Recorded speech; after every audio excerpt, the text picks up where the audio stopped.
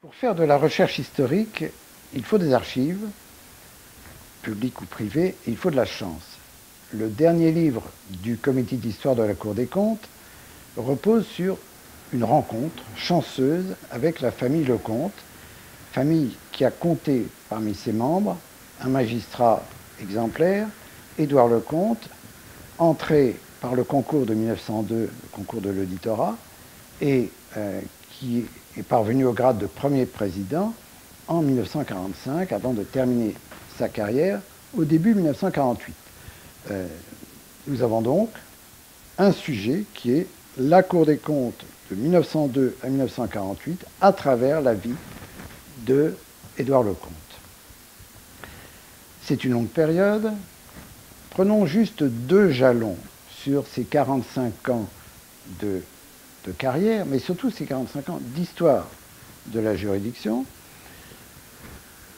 La guerre 14-18, Édouard Lecomte, comme beaucoup, comme 70 rapporteurs de la Cour, est mobilisé. Il est payeur aux armées, payeur d'une division d'infanterie, puis payeur d'un corps d'armée. Ces carnets, les carnets qu'il a tenus pendant la guerre, sont un inédit qui se trouve dans le livre. Deuxième jalon, plus complexe, la Deuxième Guerre mondiale. Édouard Lecomte est alors président de chambre, il est monté en grade, et il est bien sûr trop âgé pour être mobilisé.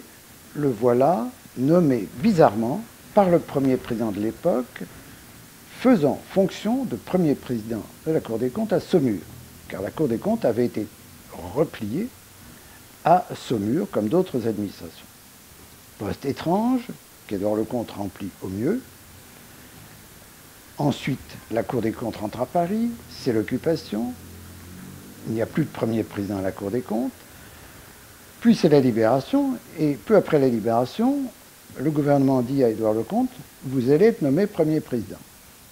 Les choses traînent, les lecteurs découvriront pourquoi elles ont traîné, comment elles se sont résolues.